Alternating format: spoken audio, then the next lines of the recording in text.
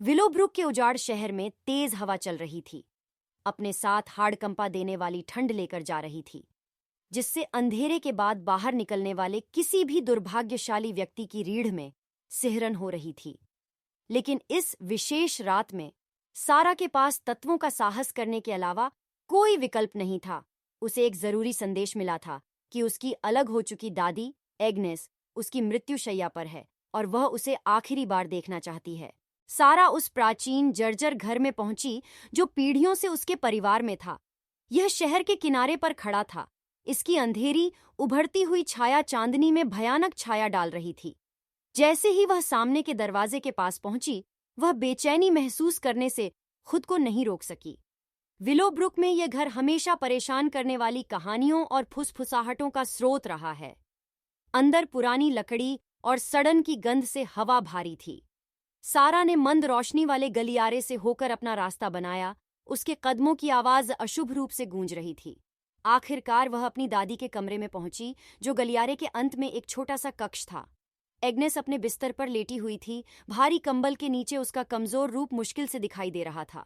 उसका चेहरा पीला पड़ गया था और उसकी आंखें ढंसी हुई थीं। लेकिन जब उसने सारा को देखा तो वह एक फीकी मुस्कान बिखेर सकी।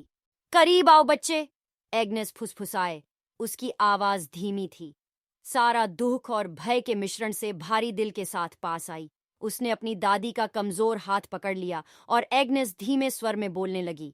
कुछ है जो मुझे तुम्हें अवश्य बताना चाहिए मेरे प्रिय, एग्नेस ने चिल्लाकर कहा।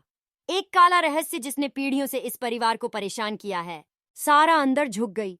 अशुभ माहौल के बावजूद उसकी जिज्ञासा बढ़ गई। एग्नेस की आंखें कमरे के चारों ओर घूम गईं, जैसे कि उसे किसी से डर लग रहा हो या कुछ और सुन रहा था। इस घर में एक भूत है, एग्नेस फुसफुसाए। एक प्रतिशोध की भावना जिसने हमें सदियों से पीड़ा दी है। यह बहुत पहले अपने खिलाफ हुए गंभीर अन्याय का प्रतिशोध चाहती है। अपनी दादी की बातें सुनकर सारा का दिल जोरों से धड़क उठा। वह हमेशा भूतों की कहानियों को महज अंधविश्वास कहकर खारिज कर देती थी, लेकिन एग्नेस की आंखों में डर को नजरअंदाज करना नामुमकिन था। इससे पहले कि मैं पास हो जाऊं, एग्नेस ने आगे कहा, मुझे आपको सच बताना होगा। आत्मा को केवल तभी संतुष्ट किया जा सकता है जब आप हमारे पूर्वज एलेनोर की छिपी हुई डायरी ढूंढ लेंगे। इसमें उसे मुक्त करने की कुंजी है। उन अंतिम शब्दों के साथ एग्नेस ने अपनी आंखें बंद कर लीं और अपनी अंतिम सांस ली, जिससे सारा सदमे और अनिश्चितता की स्थिति में आ गई।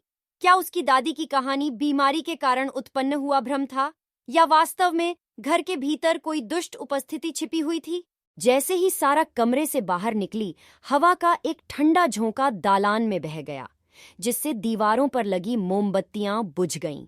अंधेरे में वह देखे जाने किसी अदृश्य उपस्थिति के नजरों से ओझल होने के एहसास को हिला नहीं पा रही थी।